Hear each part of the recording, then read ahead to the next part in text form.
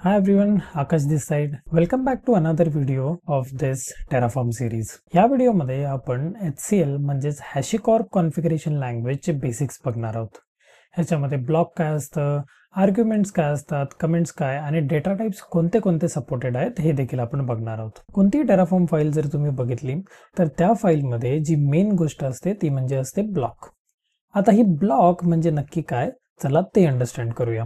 Terraform block म्हणजे अशी एक गोष्ट आहे की ज्या गोष्टीमध्ये आपण इन्फ्रास्ट्रक्चर प्लॅटफॉर्म आणि त्या इन्फ्रास्ट्रक्चर प्लॅटफॉर्ममध्ये कोणते रिसोर्सेस क्रिएट करायचे आहेत त्याच्याबद्दलची इन्फॉर्मेशन देतो. आता या रिसोर्स ब्लॉकचा सिंटॅक्स काय आहे ते पहिला अंडरस्टँड करूया.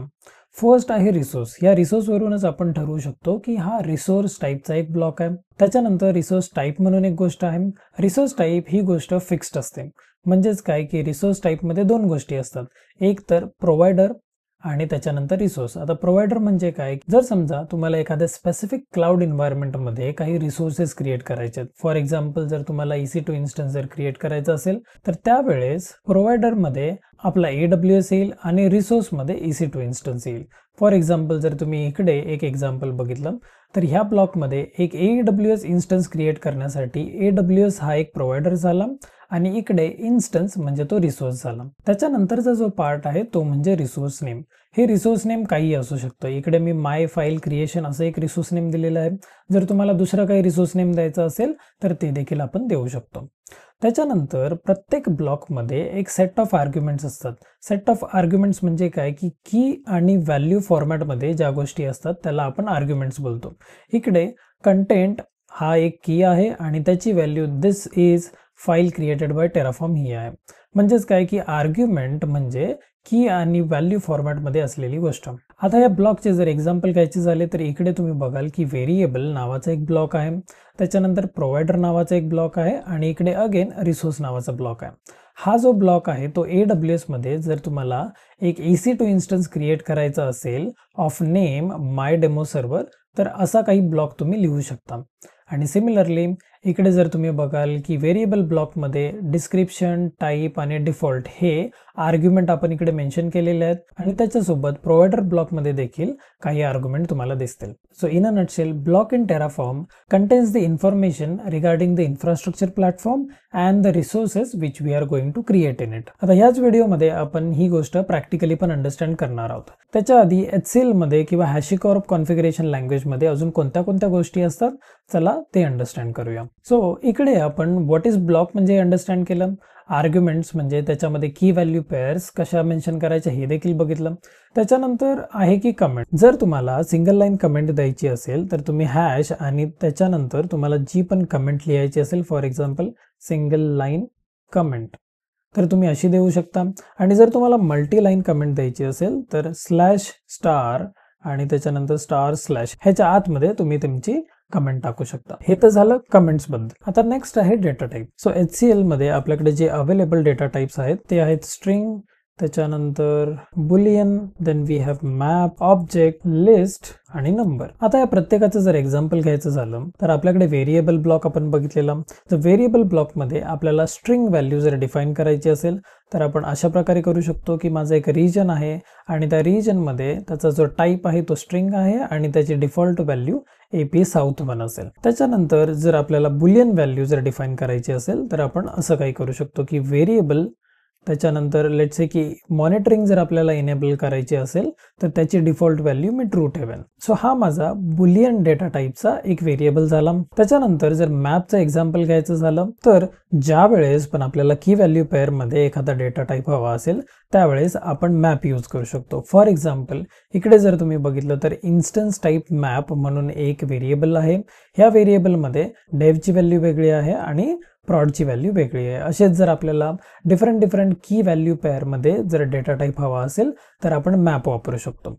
नेक्स्ट आहे ऑब्जेक्ट. जर आपल्याला ऑब्जेक्ट डिफाईन करायचं असेल HCL मध्ये तर आपण अशा प्रकारे करू शकतो की आपल्याला व्हेरिएबल ब्लॉकमध्ये एक सर्व्हर कॉन्फिग नावाचा एक ऑब्जेक्ट डिफाईन केला. ह्या ऑब्जेक्टमध्ये नेम, CPU आणि एन्व्हायरमेंट असे 3 व्हेरिएबल आपण डिफाईन केलेले आहेत आणि त्याच्यानंतर त्याची डिफॉल्ट व्हॅल्यू आपण सेट केलेली आहे की नेम असेल ॲप सर्व्हर, CPU असेल 2 आणि एन्व्हायरमेंट असेल डेव.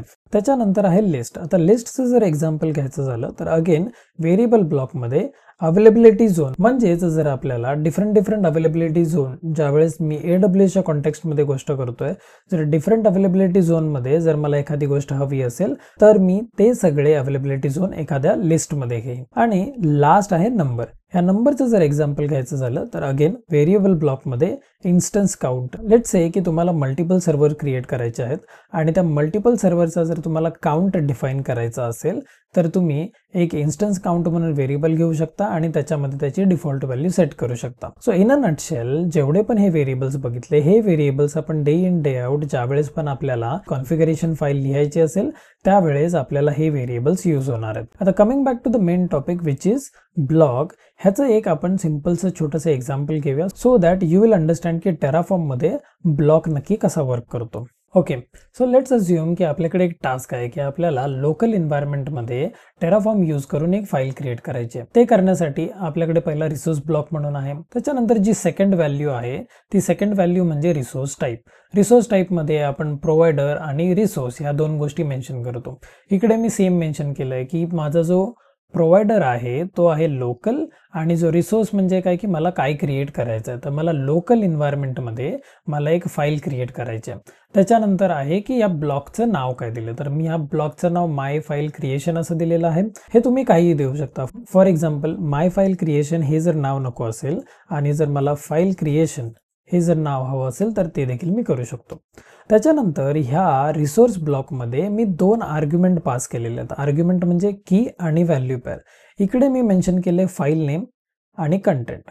म्हणजे जी माझी फाईल क्रिएट होणार आहे त्या फाईलचं नाव असेल demo.txt आणि त्याच्या आतमध्ये जो कंटेंट असेल तो असेल this is the file created by Terraform. आता आपण HCL ची स्क्रिप्ट तर लिहिली, टेराफॉर्मची स्क्रिप्ट रेडी आहे. आता पुढची स्टेप काय? आता HCL ची किंवा टेराफॉर्मची ज्यावेळेस आपण एक फाईल क्रिएट करतो त्याच्यानंतर आपण 4 कमांड रन करू शकतो विच इज टेराफॉर्म इनिट, त्याच्यानंतर आपल्याकडे आहे टेराफॉर्म प्लॅन, त्याच्यानंतर you can run Terraform apply आणि जर आपल्याला क्रिएट केलेले रिसोर्सेस जर डिलीट करायचं असेल सो त्याच्यासाठी आपल्याकडे आहे Terraform destroy command. So let's start with it. So me VS code मध्येच एक इंटिग्रेटेड टर्मिनल यूज करतो आणि ह्या टर्मिनलमध्ये आपण पहिला टेराफॉर्म इनिट ही कमांड रन करूया. टेराफॉर्म इनिट कमांड रन केल्यानंतर टेराफॉर्म आपली कॉन्फिगरेशन फाईल रीड करतो आणि त्याच्यानंतर जो पण इन्फ्रास्ट्रक्चर प्लॅटफॉर्म आपण दिलेला आहे त्या इन्फ्रास्ट्रक्चर प्लॅटफॉर्मवरती पुढच्या कमांड रन करण्यासाठी रेडी होतो. सो टेराफॉर्म इनिशियलाइज तर केलं, त्याच्यानंतर आपली कमांड आहे plan. So Terraform plan. Terraform plan ही कमांड रन केल्यानंतर टेराफॉर्म एक प्रिव्ह्यू देतो की टेराफॉर्म कुठल्या गोष्टी क्रिएट करणार आहे किंवा कुठल्या गोष्टी डिलीट करणार आहे. फॉर एक्झाम्पल आपल्या केसमध्ये आपण लोकल एन्व्हायरमेंटमध्ये एक फाईल क्रिएट करणार आहोत. सो तीच इन्फॉर्मेशन इकडे दिली जाईल की इकडे demo.txt नावाची एक फाईल क्रिएट होणार आहे आणि त्याच्यामध्ये हा कंटेंट ऍड होणार आहे. सो ही इन्फॉर्मेशन रिव्ह्यू केल्यानंतर आपण रन करतो टेराफॉर्म अप्लाय. आता टेराफॉर्म अप्लाय रन केल्यानंतर पण टेराफॉर्म पुन्हा एक प्रिव्ह्यू देतो की काय काय गोष्टी क्रिएट होणार आहेत किंवा काय काय गोष्टी डिलीट होणार आहेत. दिस इज टू मेक शुअर की काही मिस्टेक होऊ नये की चुकून माकून आपल्याकडून काही रिसोर्सेस डिलीट नाही होत आहेत ना किंवा एखादी ॲडिशनल रिसोर्स क्रिएट तर नाही होत आहेत. त्याच्यासाठी ह्या कमांड्स डबल चेक करण्यासाठी आपल्याला एक प्रिव्ह्यू देते. त्याच्यानंतर टेराफॉर्म आपल्याला विचारतो की जे पण चेंजेस मी इकडे दाखवलेले आहेत ते कन्फर्म करायचे आहेत की नाही. जर ते करायचे असेल तर वी विल से येस आणि त्याच्यानंतर मग टेराफॉर्मचं ऑपरेशन कंप्लीट होतं. आता तुम्ही बघाल की ह्या पर्टिक्युलर फोल्डरमध्ये demo.txt नावाची एक फाईल क्रिएट झालेली आहे आणि जर मी ही फाईल ओपन केली तर यू वुड सी की जो पण कंटेंट आपण ऍड केलेला की this is the file created by Terraform तो पण कंटेंट ह्या फाईलमध्ये ऍड झालेला. आता जर समजा ही क्रिएट केलेली फाईल जर मला डिलीट करायची असेल तर त्याच्यासाठी माझ्याकडे आहे टेराफॉर्म डिस्ट्रॉय. ही कमांड रन केल्यानंतर अगेन टेराफॉर्म परत रिकन्फर्म करतो की तुम्हाला खरोखर तुम्ही जे डिस्ट्रॉय कमांड रन केलेली आहेत आणि जे रिसोर्सेस तुम्ही डिलीट करणार आहात ते खरोखर करायचे आहेत की नाहीत. So I will say yes आणि यू वुड सी की इकडून ती फाईल आता डिलीट झालेली आहे. अशा प्रकारे Terraform init, plan, apply and destroy ह्या कमांड यूज करून आपण एखाद्या इन्फ्रास्ट्रक्चरमध्ये रिसोर्सेस क्रिएट किंवा डिलीट करू शकतो. आता हेच जर समजा मला AWS मध्ये जर एखादा EC2 इन्स्टन्स क्रिएट करायचा असेल तर मी कसं करणार त्याचं एक एक्झाम्पल बघूया. ऑलराईट, सो आता आपला टास्क काय आहे की AWS मध्ये आपल्याला एक EC2 इन्स्टन्स क्रिएट करायचा आहे. सो त्याच्यासाठी मी एक रिसोर्स ब्लॉक क्रिएट केलेला आहे. रिसोर्स ब्लॉकमध्ये मी इथे रिसोर्स टाईप दिलेला आहे. आता या रिसोर्स टाईपमध्ये यू हॅव प्रोव्हायडर आणि त्याच्यासोबत आपल्याला जो रिसोर्स क्रिएट करायचा आहे तो इथे AWS प्रोव्हायडर आहे आणि इन्स्टन्स म्हणजे जो रिसोर्स क्रिएट करायचा आहे त्याची इन्फॉर्मेशन. आणि त्याच्यानंतर या रिसोर्स ब्लॉकला मी एक MyEC2 म्हणून एक नाव दिलेलं आहे. ह्याच्यामध्ये कोणती मशीन इमेज यूज करायची आहे त्याची इन्फॉर्मेशन आहे, इन्स्टन्स टाईप कोणता यूज करायचा आहे त्याची इन्फॉर्मेशन आहे, की पेअर कोणती यूज करायची आहे आणि त्याच्यासोबत ह्या सर्व्हरचं नाव काय असेल तर ते देखील इकडे आहे. सो या सर्व्हरचं नाव चेंज करून मी देतो टेस्ट सर्व्हर. सो अगेन आपल्याला टेराफॉर्म इनिट करावं लागेल. टेराफॉर्म इनिट केल्यानंतर आपण टेराफॉर्म ह्या पर्टिक्युलर फोल्डरमध्ये इनिशियलाइज केलेलं आहे. त्याच्यानंतर आपल्याकडे आहे कमांड टेराफॉर्म प्लॅन. ही टेराफॉर्म प्लॅन कमांड रन केल्यानंतर अगेन टेराफॉर्म आपल्याला एक प्रिव्ह्यू देतो की जो पण सर्व्हर टेराफॉर्म क्रिएट करणार आहे त्याच्याबद्दलची सगळी इन्फॉर्मेशन. फॉर एक्झाम्पल हा आपल्याला शो करेल की त्या पर्टिक्युलर सर्व्हरचा रिजन कोणता असेल आणि त्याच्यानंतर त्याची की कोणती वापरली जाणार आहे, इन्स्टन्स टाईप कोणता आहे आणि बाकीची जर कोणती इन्फॉर्मेशन असेल तर ती देखील इन्फॉर्मेशन इकडे शो केली जाते. ह्याच्यानंतर आपल्याकडे आहे टेराफॉर्म अप्लाय. हे अप्लाय केल्यानंतर अगेन प्रिव्ह्यू दाखवेल. प्रिव्ह्यू दाखवल्यानंतर एक कन्फर्मेशन मेसेज येईल. So I will say yes आणि येस केल्यानंतर माझ्या AWS कन्सोलमध्ये जाऊन जर मी AP South 1 या रिजनमध्ये जर बघितलं तर टेराफॉर्मने एक नवीन इन्स्टन्स क्रिएट केलेला असेल. So let's go to AWS console आणि चेक करूया की हा EC2 इन्स्टन्स क्रिएट झालाय की नाही. सो मी आहे माझ्या AWS कन्सोलमध्ये. इकडून मी रिजन चेंज करून मुंबईमध्ये जातो आणि मुंबईमध्ये let's go to EC2 instances आणि इन्स्टन्सेसवर क्लिक करूया. इन्स्टन्सेसवर क्लिक केल्यानंतर तुम्हाला इकडे दिसेल की टेस्ट सर्व्हर नावाचा एक नवीन सर्व्हर इकडे क्रिएट झालेला आहे. आता हा क्रिएट केलेला रिसोर्स किंवा क्रिएट केलेला सर्व्हर जर मला डिलीट करायचा असेल तर again we have Terraform destroy आणि ही कमांड रन केल्यानंतर जो पण आपण सर्व्हर क्रिएट केलेला तो विदिन कपल ऑफ मिनिट्स तो डिलीट पण होईल. टेराफॉर्म डिस्ट्रॉय कमांडचं एक्झिक्युशन कंप्लीट झाल्यानंतर let's head over to AWS console आणि इकडे रिफ्रेश करूया. रिफ्रेश केल्यानंतर तुम्हाला दिसेल की इन्स्टन्स स्टेट ह्या पर्टिक्युलर सर्व्हरचा आता टर्मिनेटेड आहे, म्हणजेच हा सर्व्हर आता डिलीट झालेला आहे. So this is how Terraform use करून तुम्ही कोणत्याही क्लाउड एन्व्हायरमेंटमध्ये किंवा कोणत्याही इन्फ्रास्ट्रक्चर प्लॅटफॉर्ममध्ये रिसोर्सेस क्रिएट करू शकता, डिस्ट्रॉय करू शकता विदिन कपल ऑफ क्लिक्स. आणि त्याच्यासाठी जी मेन आणि इम्पॉर्टंट गोष्ट आहे ती HashiCorp कॉन्फिगरेशन लँग्वेज म्हणजेच काय की SCL.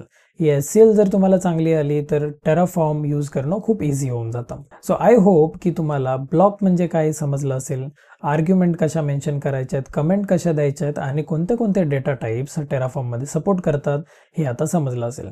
जर व्हिडिओ आवडला असेल तर नक्की लाईक करा आणि जर चॅनलला सबस्क्राईब केलं नसेल तर एकदा सबस्क्राईब तरी करून बघा. आणि ज्यांना पण सरळ सोप्या आणि आपल्या भाषेत जर डेव्हऑप्स किंवा टेक्नॉलॉजी जर शिकायची असेल तर त्यांच्यापर्यंत हा व्हिडिओ नक्की पोहोचवा. आणि हो, व्हिडिओ कसा वाटला हे कमेंट बॉक्समध्ये एक छोटीशी कमेंट करून नक्की सांगा. So this was it from my side. I will see you in the next one.